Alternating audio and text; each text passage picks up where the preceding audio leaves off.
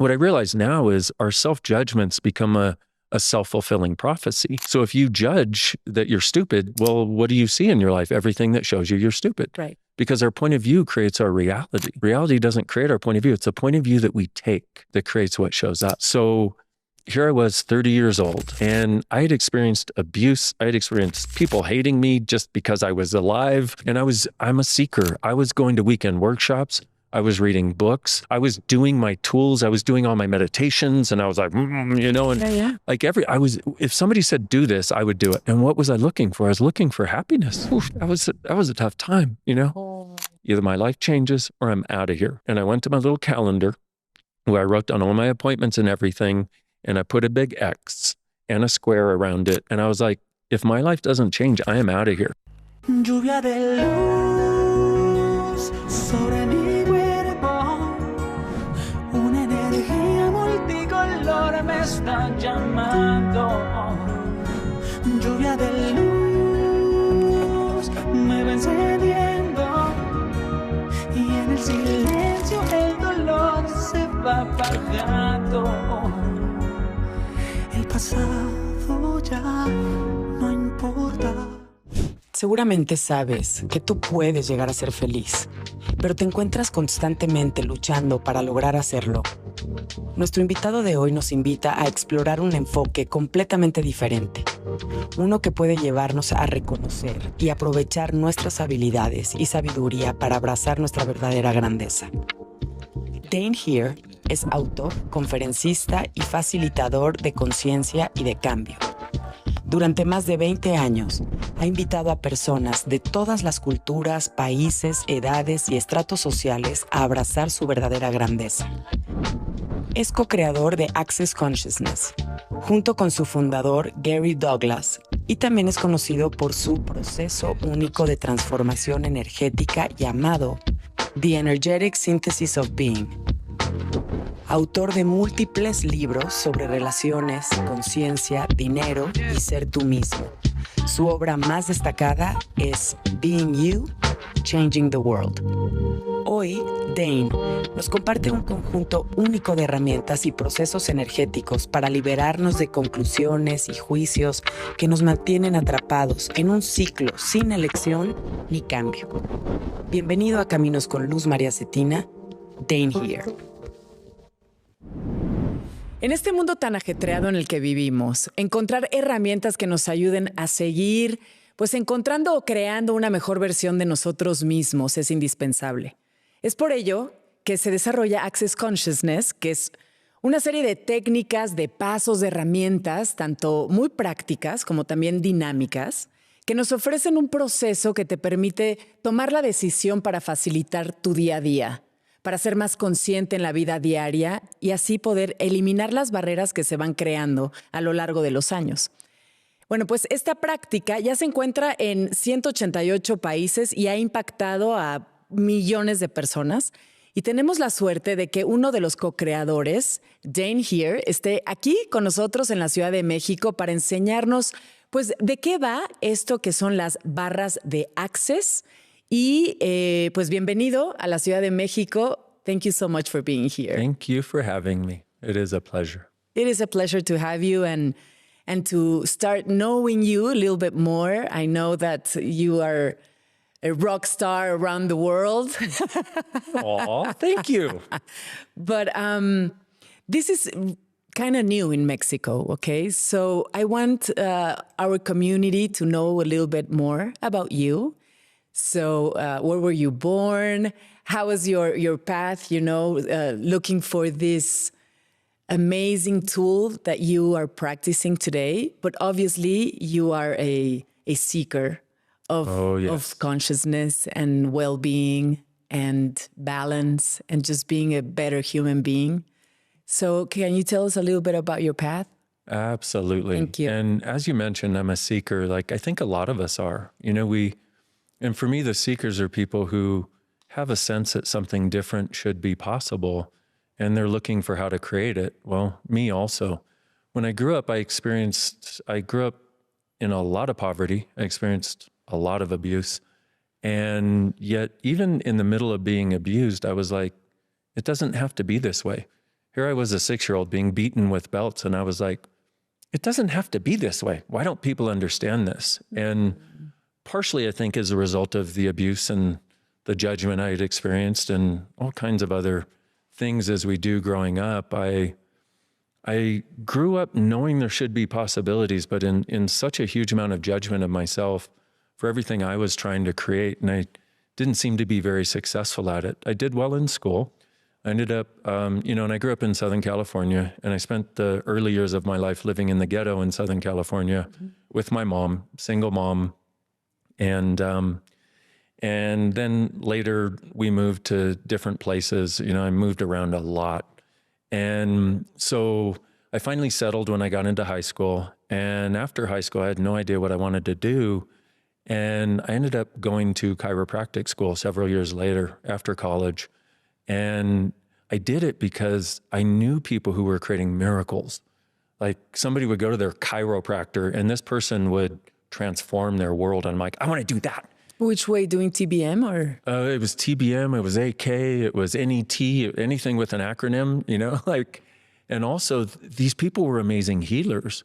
And the tools they were using allowed them to express that ability to contribute to people. And that's what I wanted. So I went to chiropractic school. I learned all these techniques. I learned TBM, I learned AK, I learned NET. I learned about 10 or 12 other things. I also started a spiritual search at that time.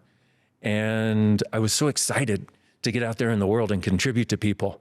And so I opened my practice and I started having people, and I'm not creating the result that I wanted to. And how come? I wish I had an answer for that. I think maybe the universe had other plans. Okay. Because a lot of times the thing that we think is the wrongness of us, if we look from a different perspective, it's what's required to get us on the right path, if you will, or the path that will actually work for us. And in my case, that's definitely the case. And because no logical reason makes sense. But in my mind at the time it's because I'm an idiot. It's because I'm the only person who can't do this. I know all these amazing healers. They're my friends. I love working with them. I love having sessions from them, but I can't seem to do this for people. I couldn't even muscle test correctly. So, I'm like the redheaded stepchild of every technique I try to do. So I walk around and what I realize now is our self-judgments become a self-fulfilling prophecy. So if you judge that you're stupid, well, what do you see in your life? Everything that shows you you're stupid. Right. Because our point of view creates our reality. Right. Reality doesn't create our point of view. It's a point of view that we take that creates what shows up. Now I know it. Now I have ways of changing it, which I'm really grateful for. So here I was 30 years old, and I had experienced abuse. I had experienced people hating me just because I was alive.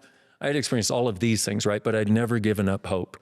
But here I was in my chiropractic practice with a girlfriend who I thought was the perfect relationship for me.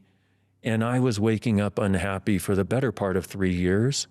And I'm a seeker. I was going to weekend workshops. I was reading books. I was doing my tools. I was doing all my meditations, and I was like, Yeah. Like if somebody said, do this, I would do it. Because I knew there had to be something different. And I still remember after a weekend workshop, because what would happen is I would go to the weekend, and by the end of the weekend, I'd be like, yay, I have it. And what was I looking for? I was looking for happiness. That's all I really wanted. I just wanted to be happy. I just wanted to wake up and like being alive, because I knew it should be possible. And I had it sometimes, but then it would disappear, like slip out of my hands. And I remember a couple days after a weekend workshop, I woke up and I'd been happy for a couple of days. And then on Wednesday, it's always hump day. I don't know what the heck that is. Friggin' Wednesday. Here we are again, On a friggin' Wednesday, I wake up and all of the happiness is gone. All of the depression I'd been experiencing, all of the insecurity, because that was such a big thing for me. I don't know how other people are wired, but for me, I had such a strong sense of insecurity. And, I look back on those times, I'm like, that was a tough time, Oh. And I got to this place where I woke up that day and I looked around my little apartment where my girlfriend was, and I just was in this space, and I drove to my office and I'm like, universe, I'm done. Okay. Either my life changes or I'm out of here. And I went to my little calendar where I wrote down all my appointments and everything. And I put a big X and a square around it. And I was like, if my life doesn't change, I am out of here. And a week later, I saw this ad for Access Consciousness in the little paper. And it was tiny, like I'm probably the only person in the universe that saw that ad. Okay. And it said, Access, all of life comes to me with ease and joy and glory. Now you would think I'd be like, yay. I was like, I hate you. My life is pain, suffering, and gory. And I was so angry, I threw the paper away. Well, a week later, I saw the same little tiny ad. I couldn't even see now the way my eyes are, you know? And it said, Access, all of life comes to me with ease and joy and glory. And I wanted to go into that anger and resistance. And instead I went, okay. Because I'd learned if you hate something, if you love it or hate it, there's something there for you. You just don't know what it is yet. So I called the lady who put an ad in the paper and I'm like, okay, what do you do? And it was like talking to a happy marshmallow. It was so cool. Here I was like, yeah. I hate you. And she's like, I love you anyway. You know, it was basically the energy. And she said, well, we have all kinds of tools to change whatever you want to change. I'm like, look, I have been through tools. You know, I have got thousands of tools and none of them work long term. And she said, maybe a good place to start would be with this thing called the bars. She said, it's 32 points on the head. And it's just a light touch. All you do is lie down and I'll just put my hands on your head lightly in different places. And all you have to do is lie there and receive. And I was like, okay, what do I get out of that? She said, well, at the worst, you feel like you had a good massage. So you get some relaxation in space. Oh. And she said, at the best, your whole life can change. Mm. So I made an appointment. I had her come to my chiropractic office. And I lay down on my table, which I hate because it's my table. At that point, I hated everything in my life that I had created. I lay down on my table. She puts her hands on my head and she had such a kind touch. And I was like, oh my God, it's nice just to have somebody with kindness touching me. I didn't realize I wasn't having that in my relationship, you know? And here I was. And after a few minutes, I felt this energy just like a sweet sort of wave. And I was like, oh, this is so nice. Wow. And it wasn't a significance. It was just, this is really nice. Mm-hmm.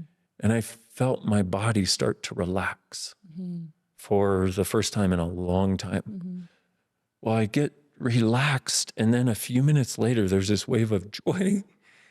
And I started laughing like a little kid. I was like, Right away. Right away. No way. And I just laughed for the next hour while she kept doing this session.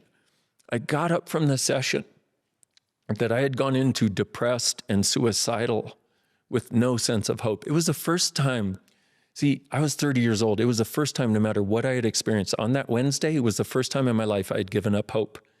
And to have this session, the hope was back.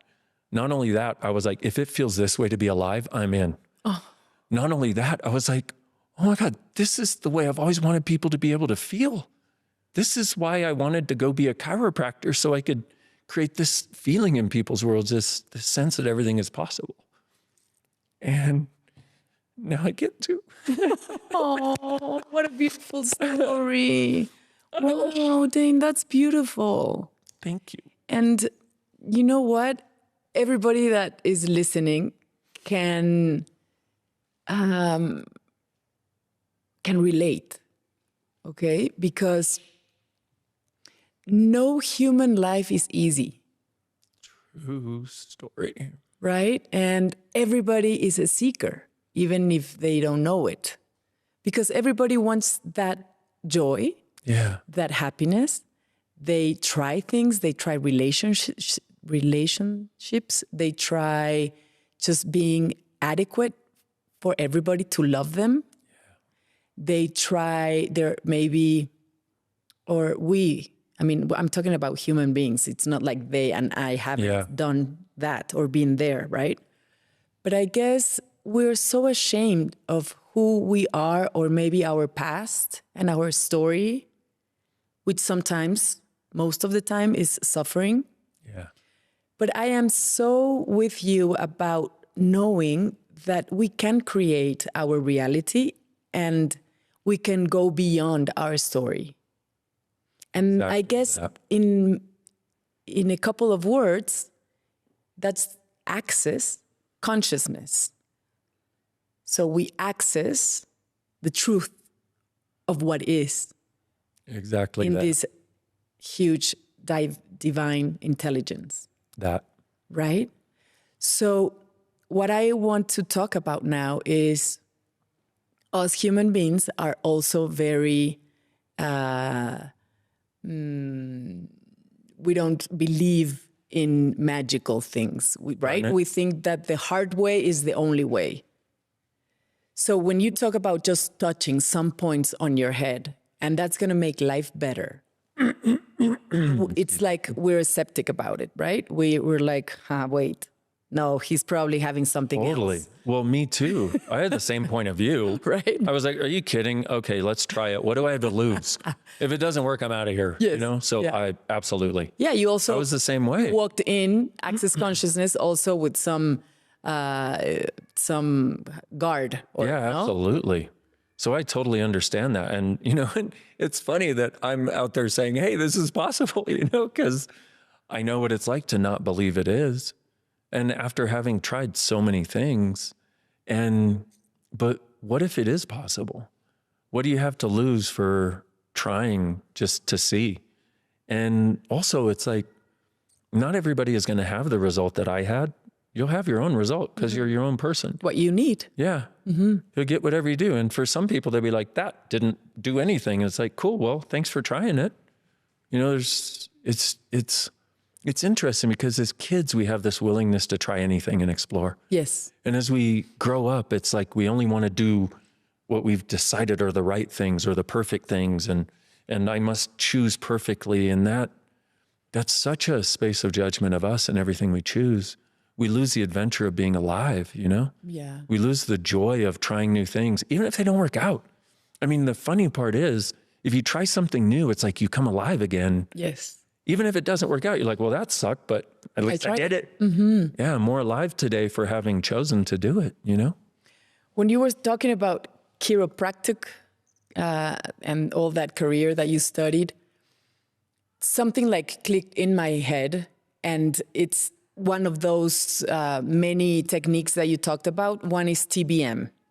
So the first sessions that I took my girls to TBM, it's total body modification, which if you see the chiropractor practice this on you, it's also very magical, right?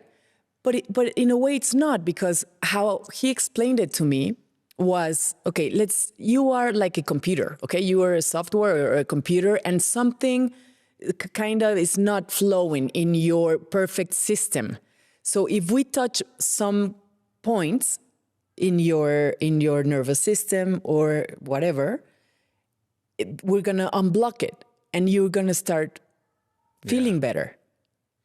Yeah. And so in our story of human beings, we've seen many practices like that, just by the touch of some points, maybe tapping, or also acupuncture. Yeah. How do you call it? Acupressure. And acupuncture, both, you know, they have, Yeah, and exactly. Reiki, which is more like an energy, you're a channel, no, from the divine, or many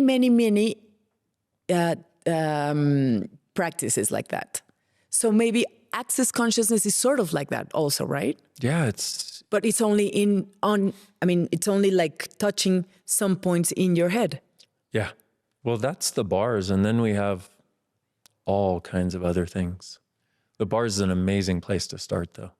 And it's a great thing to talk about because we've done studies. We found it decreases anxiety, stress, and depression, an average of 87% with one session. Which you hear that and you're like, did I hear that right? You know, I might as well say, I just ate a car. You know, you're like, what? Did you, what? Sí. But we've also done brainwave studies. Where you can see the... Yeah, where they actually study the brainwaves of people who are getting bars. And the only reason we actually did that study, because we haven't been interested in proving it, because we know it works, and people seem to be drawn to it based on trying something different. So we haven't put a lot of time into proving it, though we have done some studies. But we had a neuroscientist who, we were at a conference that he was speaking at, and somebody said, hey, you should try while somebody's getting their bars on. He's like, yeah, whatever. So he did, because a friend of his suggested that he did, and he took all the data and didn't crunch it.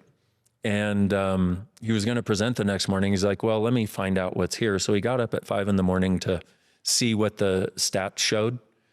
And immediately after downloading it to his computer and seeing what his brainwave study showed, he called his entire team. He said, you need to get over here right now. This does in 1 hour what 25 years of meditation does to your brainwaves. And I went, now, the person that was running the bars was not me. It was not Gary, the founder of Access Consciousness. It was a person who learned to run bars by taking a bars class. A person off the street, basically, who learned to run bars. And that, for me, is an acknowledgement of what this really is. It's that each of us has within us so much more than we know. Mm-hmm. I've been going to places lately to work on my brain. Okay, I've been doing neurofeedback, right? So I got my brain mapped first. That was like the first session, to see how my particular brain and how I work in life, how I react, what's up with my fears, how's my anxiety or my repetitive thoughts, and all that we can see, and you know it, because the brain, it shows like in colors, right? Yeah. Like the red part of our brain, maybe it's very stressed out and the waves are like moving very, very fast. And we're talking about alpha and beta and theta and all these waves. And so the promise here was, when they saw my brain, it was, I was in shock, because they described me as if they had given birth to me. Right.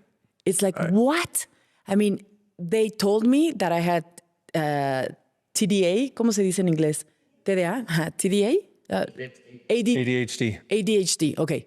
I had that, and dyslexia, and they talked about like my fears and how they could see how I've been working in my fears with meditation and all this. And I was just like, it was an X-ray of me, but emotionally also, right? So what the result is, I've been doing these sessions for like my 9th session was yesterday. Okay, I've been feeling way better, but this is like science to me, because they put some electrodes and they put a screen, and the screen comes on and off, and I'm listening to some noises. And what they are explaining to me is that I'm building new ways, new highways in my brain, so I can react in a more subtle way. And I don't need to have all this fear all the time when nothing's coming to attack me. Yeah. So I'm practicing this, and now I meet you. And you're telling me that that is science, and they see my brain, and they give me some explanations, and then they tell me that it takes time. It took time to build all these fears. So it took time to whatever happened in my brain, 51 years. And then what's up with this access consciousness, with these bars, that I'm not gonna spend all my money and I'm gonna be not healed, but I can see like my new self in many ways, a better version of myself, practicing these bars. Yeah. How can that be if we're talking about physiology in my brain, that you can see that? So how can something go so fast? Why? Exactly. Is it energetic? How can we explain it? I have no clue. Really? Do you know how the internal combustion engine works on your car? No, but I guess a mechanic can explain that to me. Right. But do you like driving? Yeah. Yeah, but you don't have to know why. You just know the kind of car you like, and so you get it and go. Same thing. It's like, here's my sense of, there's a lot of things that we experience in our day-to-day life, and science would like to put itself out as having a lot of the answers or all of the answers or most of the answers. But science, here's my sense, is in the future, science will be able to explain it. But if you look back in the day when the earth was flat, you were a heretic if you said the earth revolved around the sun. Right. That's the way it works out. Yeah.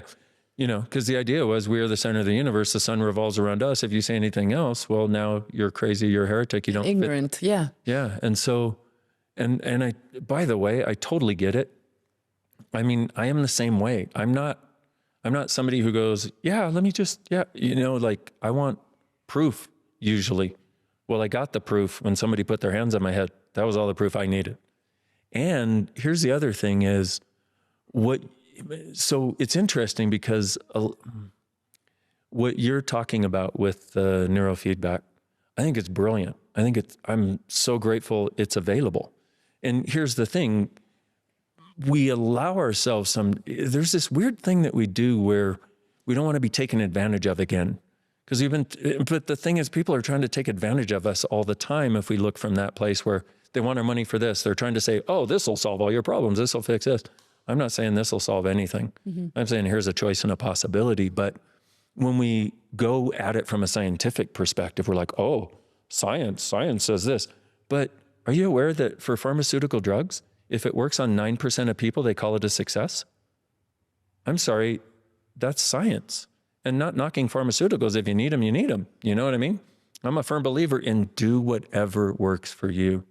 But the beauty of you being able to go and hear sounds, flashing lights, have them map your brain and talk to you from the place of the biochemistry and the neurology of it, explaining all of these things, you're like, oh, it makes sense finally. Exactly. Because what happens is, my sense, you know, there's been a debate forever. Is it nature or nurture that creates us? Is it our biology and our physiology, or is it our psychology? Well, of course it's both. You can't separate them. So what happens is you'll see these patterns and you'll be able to relate them to people. Like one of the things we talk about in Access is the people with ADD, ADHD, OCD, and autism are actually the mutation of the species to a higher order of functioning, like the X-Men. And they're judged just like the X-Men. And yet, if instead, and one of the big things about Access, and one of the things I always want to do with people is give them tools. Because even when I had the desire to change, the willingness to change, I didn't have tools that worked in the trenches of life to be able to change things in the moment. And one of the greatest things that we can do is two things. Number one, be interesting point of view about all of our points of view, because it gets us out of judgment and allows us to, instead of judge right or wrong, we realize it's a point of view I'm choosing or somebody else is choosing. But the next element that is vital is going to question instead of always trying to come to conclusion about everything, because our conclusion requires judgment. And so in a case like with people who have ADHD, like I have elements of ADHD, OCD, autism. But if we look for what is the gift in this, what is the capacity in this? What's the miracle of this difference? Now, just that for a moment can take people aback because they're so used to it being not only judged, but now let's put it in a box. Now let's give you a drug to try to eliminate it. I'm like, oh man, and I work with so many people who are on so many medications for their ADD, their ADHD, their OCD. And I understand it because you want to somehow be normal, you want to be a normal functioning person. But what if, in a lot of these things at least, is an invitation to function beyond the box of what you thought you had to do as normal in a way that you uniquely can, that is miraculous. Mm. So ADHD is, what I found is people who have ADHD have the ability to hold multiple realities and multiple concepts in their awareness simultaneously. And here's what I found is, because I work with, almost everybody I work with has some element of that, diagnosed or not. many of them diagnosed. And instead of me going at it from, hey, you're wrong, here's how to be more normal, I say, hey, what if you're not wrong? What if this is a miraculous capacity? How do we use it for you in the world? Mm-hmm. And, you know, you may say I'm a dreamer, but I know I'm not the only one, you know? And this is, and also a lot of people who do anything alternative, you know, go against the establishment or go against what people are doing, whether it's biofeedback or pharmaceuticals or doctors. I don't. Consciousness, we have a definition of consciousness and access. Consciousness includes everything and judges nothing. And for a certain person, going and doing, you know, the pharmaceuticals is what they need to do. Do it. Do what's going to work, but also don't eliminate something because it doesn't fit into the box. It's like somebody coming to you and saying, hey, I think the earth is not flat. I think we actually revolve around the sun. And you go, that's not what I've been told. You know what I mean? Mm-hmm. It's like there are certain things, and how do we get there, or how do we explore this? Well, there's one thing that is another really helpful awareness tool, if you will, which is what's true for each of us makes us lighter. It makes us feel lighter. A lie makes us feel heavier. So if somebody says, hey, you know, you've got all this stuff going on, why don't you try biofeedback? And you get this sense of, like it just kind of lands in your world where you're like, oh, that feels nice. Mm-hmm. Then try it. Mm-hmm. Or if somebody says, hey, why don't you try bars? And it lands in your world, you're like, then try it. If somebody says, do biofeedback, you're like, well, maybe don't try it. See, we all have an internal compass, but what we've been taught is to trade our internal compass in favor of a compass of this reality's judgments about what's right and wrong and good and bad. And that we're supposed to somehow, from the time we're little kids, we're taught that we're supposed to somehow figure out everything that's right and good and only choose that, and eliminate everything that's wrong and bad and never choose that. But if you look at it, little kids don't judge. Babies don't judge. Little kids don't judge. It's something they start to learn from us. This is one of the greatest unkindnesses that we heap on everyone's shoulders, and we all do it. There's not one of us that is free of it. One of the things that Access gifts is tools for getting out of judgment of us and everyone else. And that's one of the things that the bars do, is they short circuit the electromagnetic component of judgment. How? Not exactly sure, but my sense is, 5, 10, 20 years from now, science is going to be like, we found how it's done. And we'll be like, cool.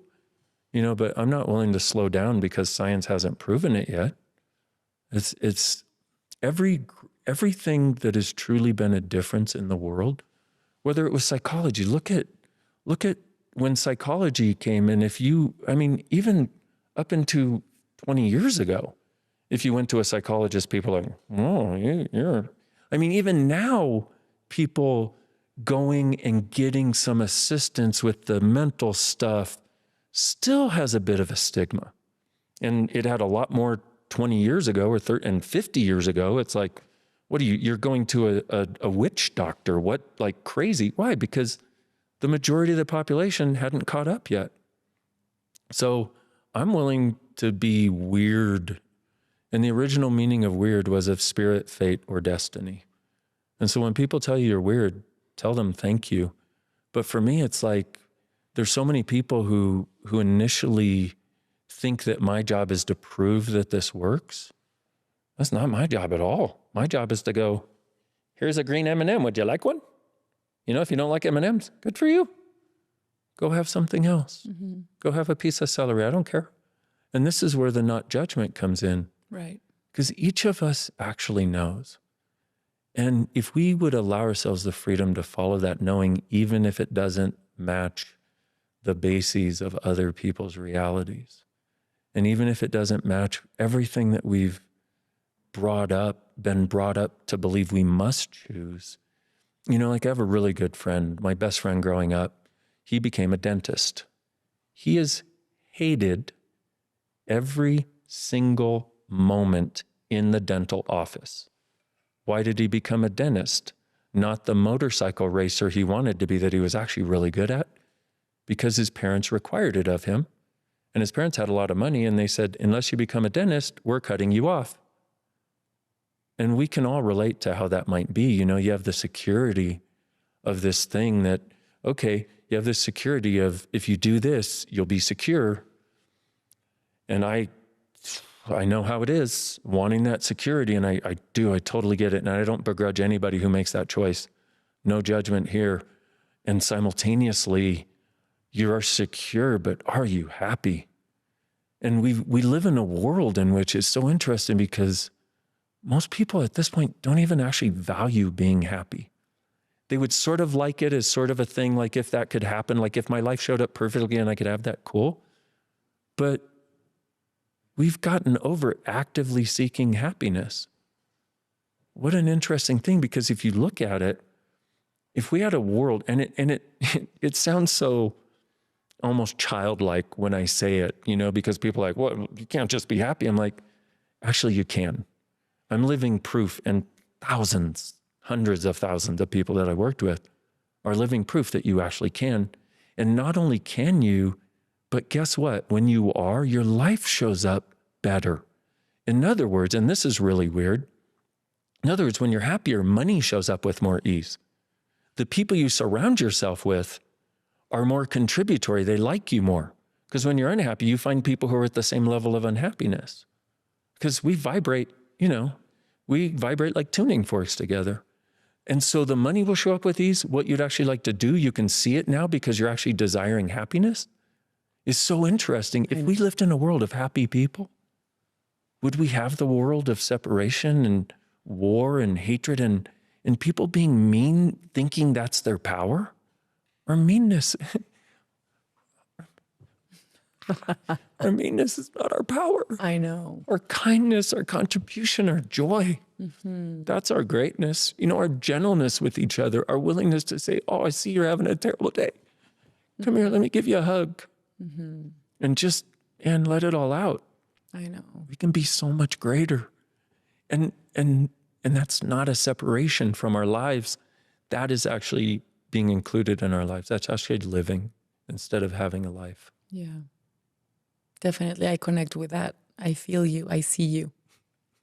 Mm-hmm. Thank you. I work not in the access consciousness or the bars, but in these kind of conversations, you know, like letting people know that there's much more than what we are living. Yeah. And that is, we can go back and feel like we used to feel in our best days when we were young, when we were little, when we were amazed of the flower and the dog and the monkey and the sky and the clouds and we were friendly and we just wanted to laugh. Yeah. And just without questioning or judging. And then all this heritage from our parents, society, religion, culture. You are Mexican, you are Jewish, you are white, you are black, you are wah, wah, wah. So they, in a way, we become slaves. We become slaves of all that conditioning. And now our job as older or more mature is to get away from all that shit and reconnect. Yeah. And we have little time because life just goes by very, very fast. And moms, or if we have kids, we have the responsibility to find out the happiest way back home so we can encourage them to also be as authentic and unique as they were born to be, and that we deformed that. Yeah. So we can say, I am so sorry I deformed you. Now you have a big homework to do. Right. And you have to start working on yourself. But if we as parents understand that as fast as possible, then we can ease the way for them, for our kids. Absolutely. Right? And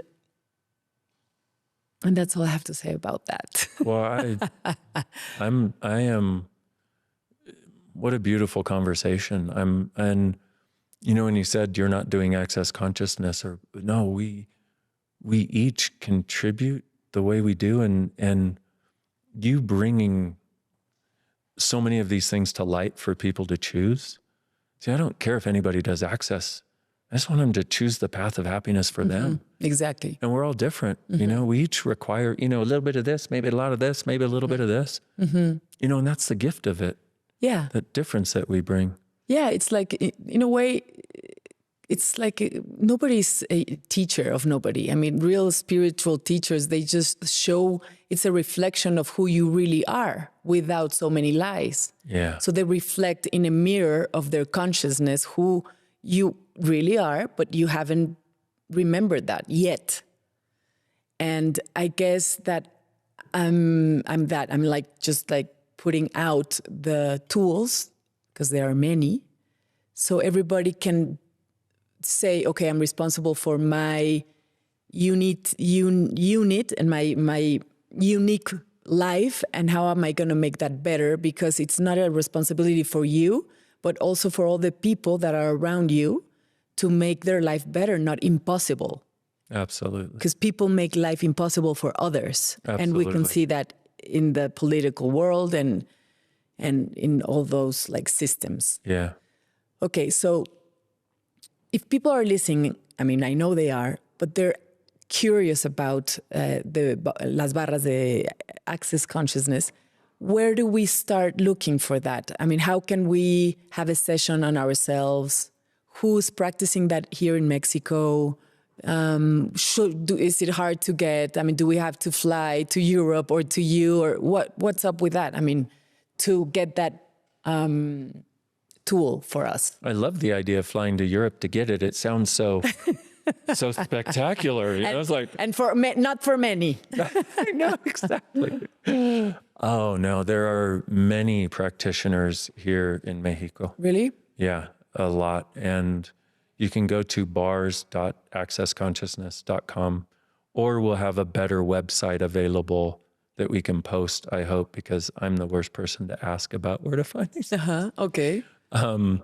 And we also have a lot of social media, you know, that's in Spanish that people can connect with. But basically, all you got to do is what I would do is use this wonderful idea of, ooh, that seems fun, where you can go there, you can get a list of people, you can search by country and then city and all that stuff. And then you get a list of people and just be like, that one, you know, like just play, like eeny, meeny, miny, mo.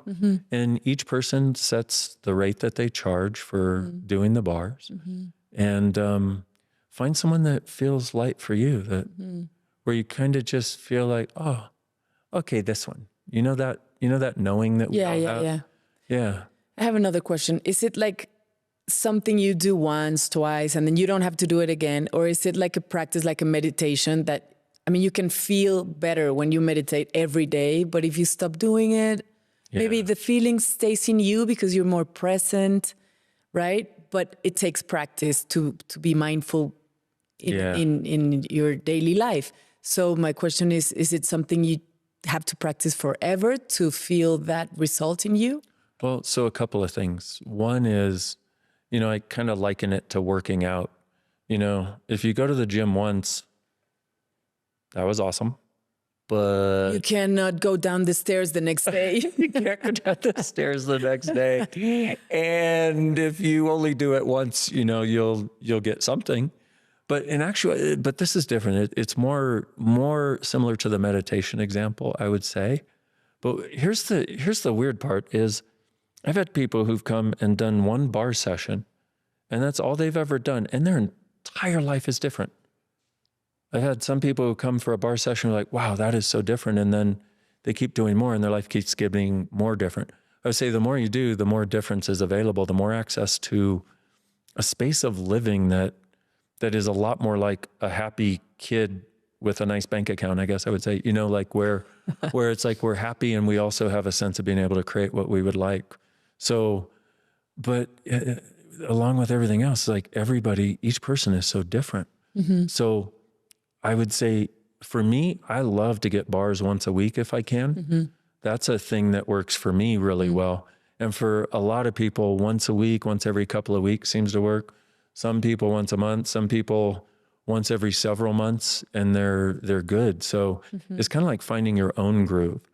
And even though one session can change a whole lot of stuff, it's up to each of us. And I don't know what the determining factors are in that. Okay. You know? And returning to the practice of meditation, when you're new to it, it's like, oh my God, I need somebody to guide me. Yeah.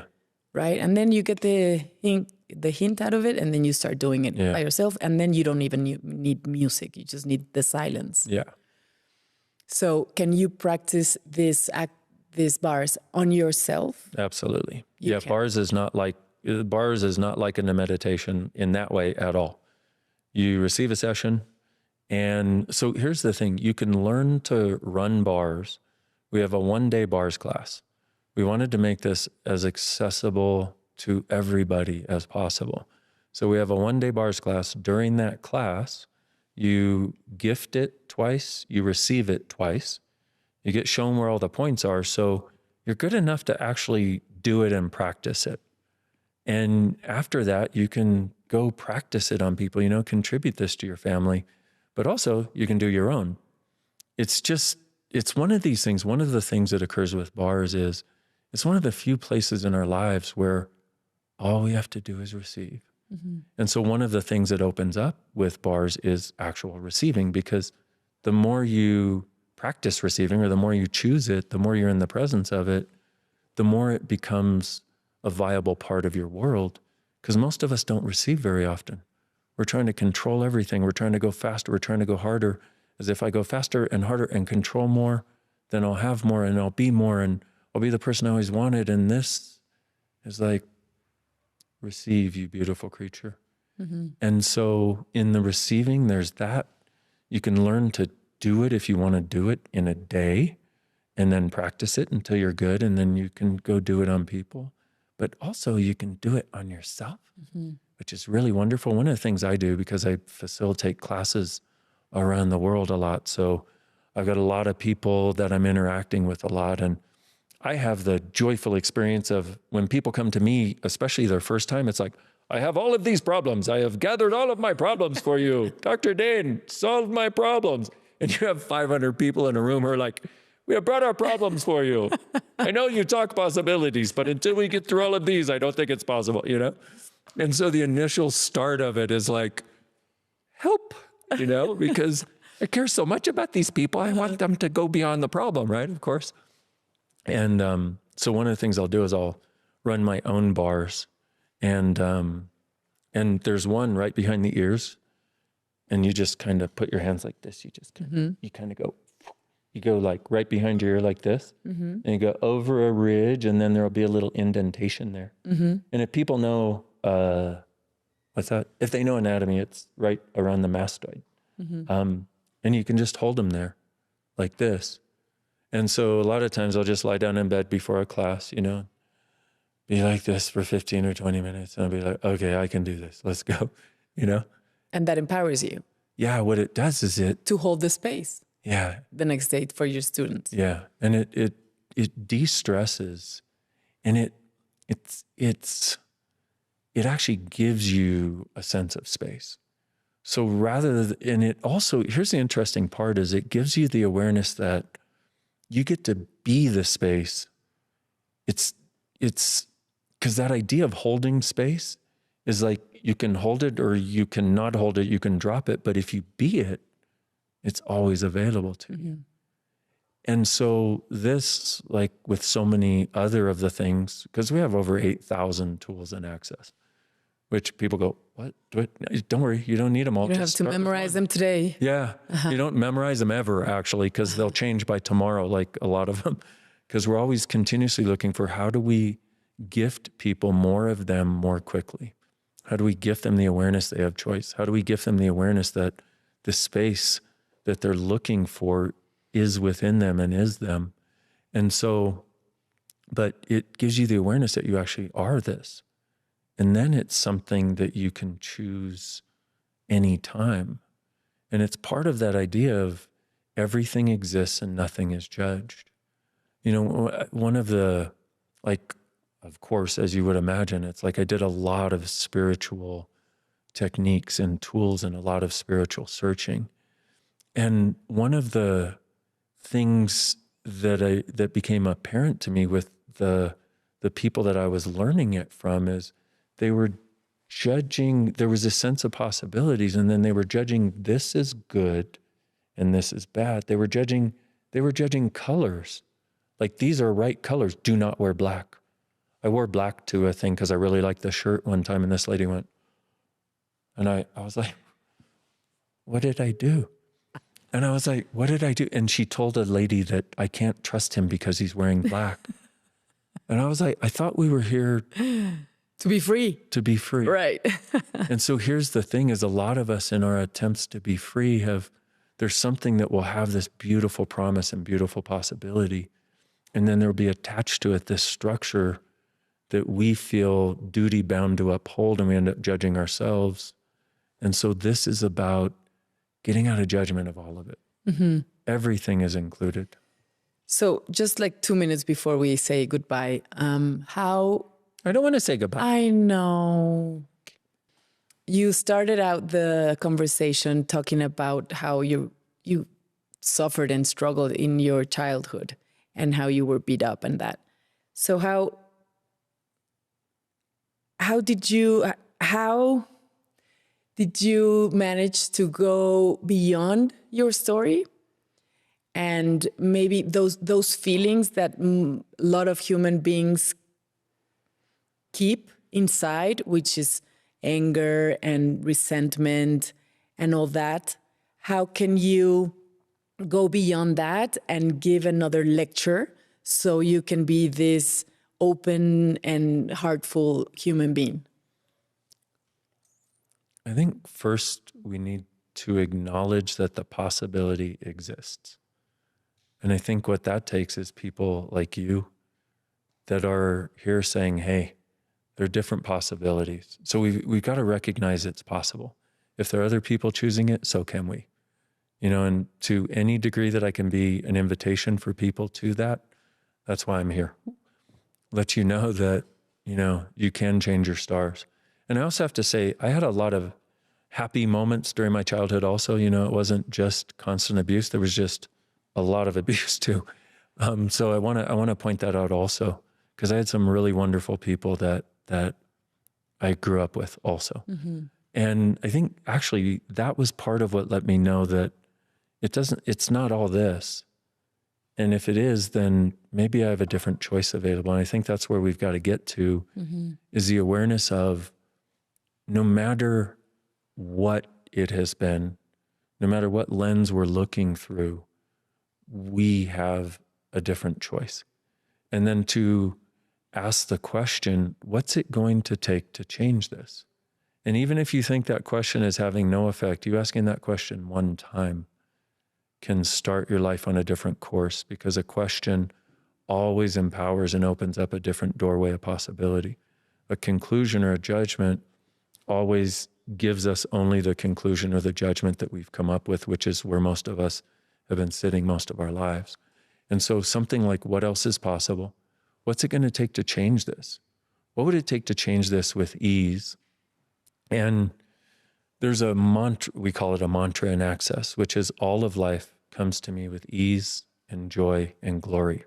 And if you don't know where else to start, ask these questions and then do that 10 times in the morning, 10 times in the evening. Or if you're like me, when I got it, I did it all day long, mm-hmm. you know, with everything that occurred. And the idea behind this is all of life, the good, the bad, and the ugly. I don't have to avoid it anymore because it all comes with ease and joy and exuberant expression and abundance. And it's a beginning. And if any of what I've shared today has inspired you or invited you, please check it out. You know, you can check me out. Check me out. That was the weirdest. Hey, come and check me out. How you doing? Oh, sorry. You know, and it's like I alone have probably over 1,000 videos online that are just my desire to contribute to people. You know, you can follow me on Insta and all the places, as we all know by now. But, and for me, how I changed it, the sense of truly something different being possible occurred for me when I had the bars. And once again, I don't promise that for anybody else. At the worst, you'll feel like you had a good massage. At the best, your whole life can change. And that is still true 25 years after my first bar session. But for me, because there's something I don't know if I can describe, but there is, have you ever had an experience that was so different you couldn't put it into words and didn't match your previous reality, even though it might have shed light on some parts of it, that you're just like, okay, this changes my whole perspective on everything. It was one of those for me. And once again, I'm not saying everybody gets that, but maybe a little bit, who knows? Yeah. And if it's not access and it's not bars and it's not me and it's not these tools. There are many. There's so many. Yeah. Find what works for you. Right. In that, you find you. And here's the other thing is be willing to do it. And be, like for me, I friggin' paid for chiropractic school on student loans and it was not cheap. You know, I was paying that stuff off for years. And as soon as I found access, a couple months after I started really getting the sense I could do it, I'm like, goodbye, chiropractic. It has been fun. Actually, it hasn't been as much fun as I hoped, but I am on a new adventure. Right. And I never looked back. Right. Be willing to realize that's not an invalidation of your previous choice. Right. And that's one of the other elements we got to get is we think if we don't honor our suffering by continuing to suffer, then we're invalidating the suffering. That's some stuff. And one of the things we have in Access is the ability to really quickly change your point of view. All like the point of view of, oh, this is this, or it's limited. We have this thing called a clearing statement. The short form of it is POC and POD, POC and POD. It stands for going back to the point of creation of the thoughts, feelings, and emotions right before you decided something, even if that was when you were a little kid and don't cognitively remember. It's accessing the consciousness of you. So you repeat POC and POD? Yeah.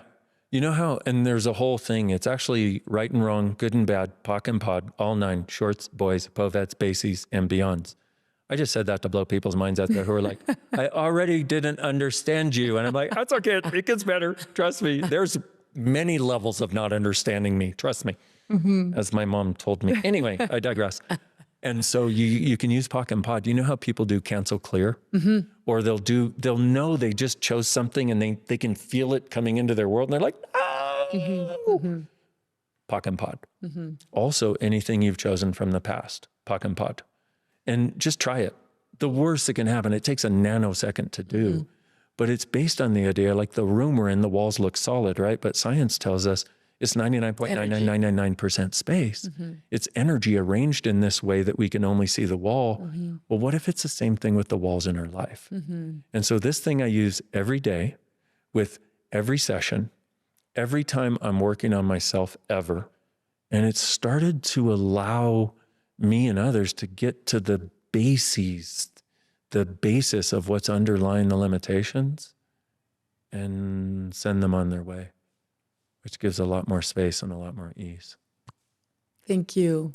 Thank you so much. Thank you so, so much. Come back to Mexico, please. I look forward to it. Gracias. Gracias a ustedes por haber sido testigos de esta preciosa entrevista. Claro que aquí les compartimos en dónde podemos encontrar al doctor y todas sus redes aquí las pueden encontrar para que ustedes también, si esto te resonó, pues sea parte de tu nueva herramienta. Y si crees que a alguien le puede resonar esta entrevista, que por favor compartas. Si no has encendido el botoncito de la campanita, te sugiero que lo hagas para que cada semana te llegue un nuevo capítulo que estrenamos, que te suscribas, así nos ayudas a traer a grandes maestros, como es el caso de Dain Heer, que está aquí en México. Y pues gracias por continuar creando y ayudándome a crear esta comunidad que cada día somos más y más y más, caminando juntos hacia un camino más consciente. Gracias. Thank you so much. Thank you. Sí.